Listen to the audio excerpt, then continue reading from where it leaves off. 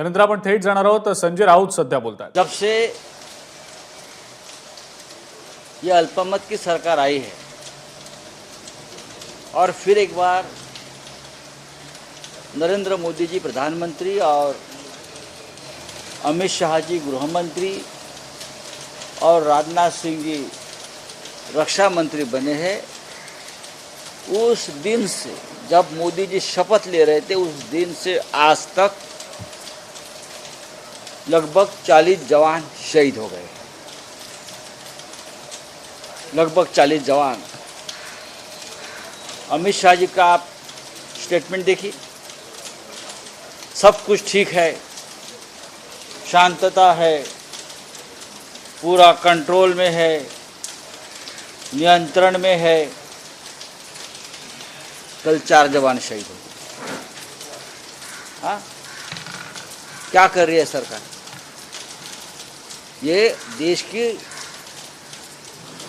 अंतर्गत सुरक्षा का मामला है और गृह मंत्री जिम्मेदार है पूरी तरह से। क्या वहाँ ईडी भेजेंगे आतंकवादियों से लड़ने के लिए, या सीबीआई भेजेंगे आप, या इनकम टैक्स वाले भेजेंगे? अमित शाह जी बोले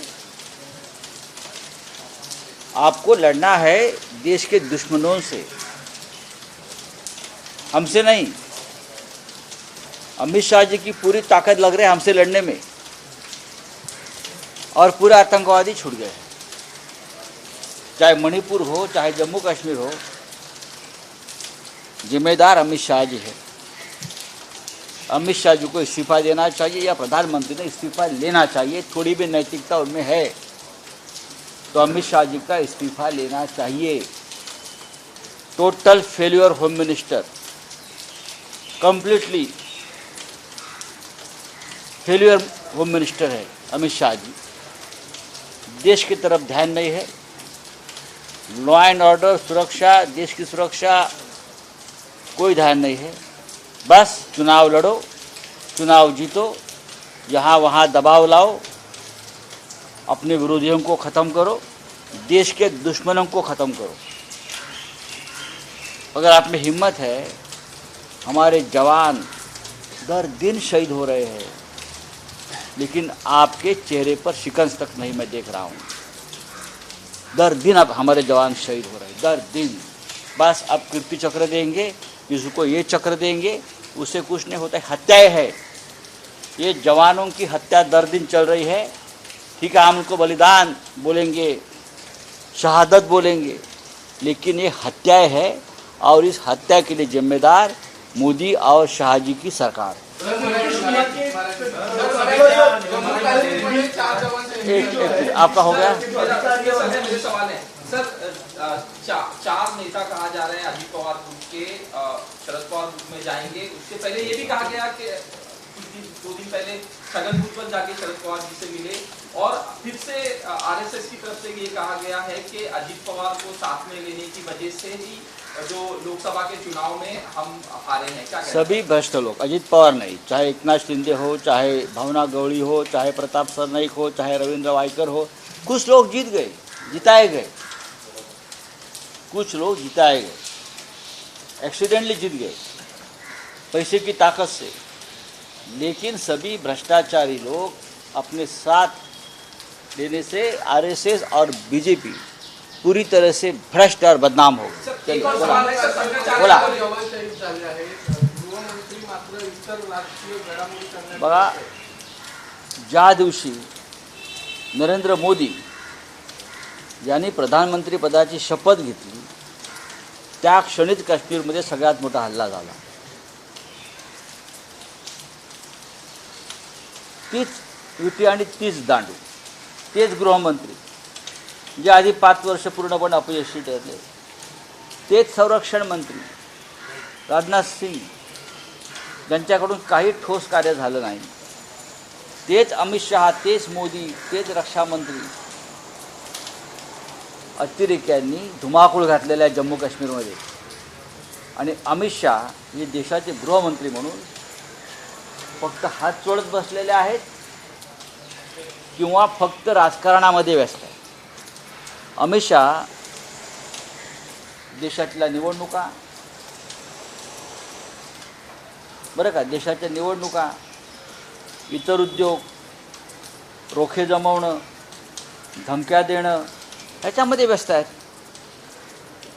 आणि देशाचे दुश्मन मात्र मोकाट आहेत. अमित शहा आपल्या राजकीय विरोधकांना दुश्मन समजतात. त्यांनी आमच्या जवानांची हत्या करणाऱ्यांना देशाचे दुश्मन समजलं पाहिजे.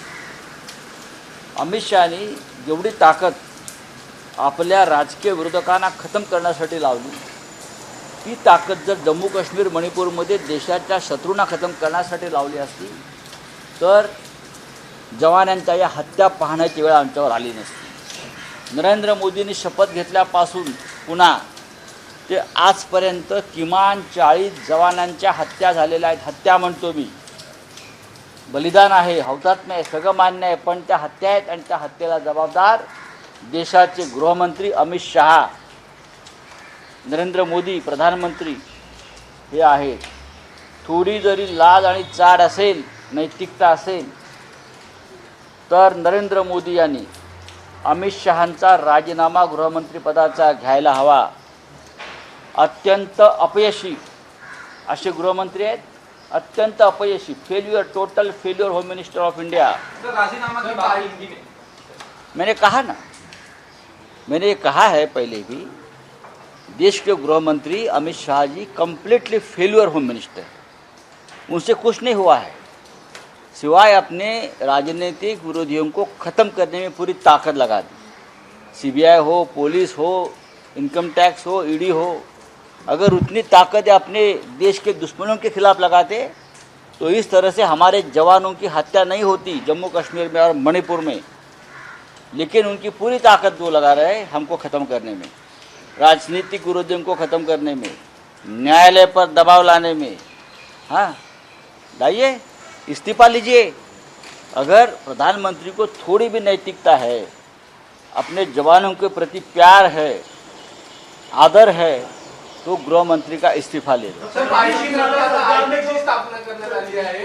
भाजप लोकसभेमध्ये जे अपयश भेटलंय त्याच्यामुळे ही सामाजिक काय? दुर्बळ करण्याचं वाटतंय का? काय करताय? पार्टीनंतर आरटीची स्थापना करण्यात आली आहे.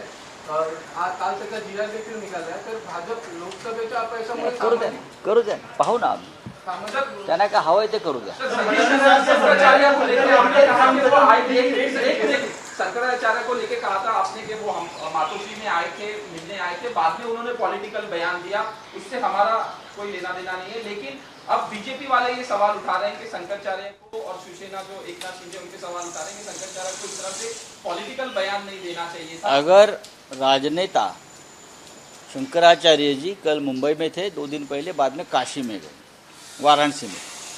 वाराणसी में शंकराचार्य जी को, अभी मुक्तेश्वरानंद जी को ये सवाल पूछा गया इस बारे में, तो उनका बहुत सटीक सवाल है. शंकराचार्य जी ने कहा अगर राजनेता हमारे धर्म के कार्यों में हस्तक्षेप करते हैं वो बंद करिए, हम भी राजनीतिक बयान देने बंद करेंगे. करेक्ट. और शंकराचार्य जी ने ये भी कहा कि हिंदू धर्म में विश्वासघात को कोई स्थान नहीं है. अगर हिंदू धर्म के नाम पर कोई विश्वासघात करता है और उसके ऊपर बात करना ये राजनीति नहीं है. एबीपी माझा, उघडा डोळे बघा नीट.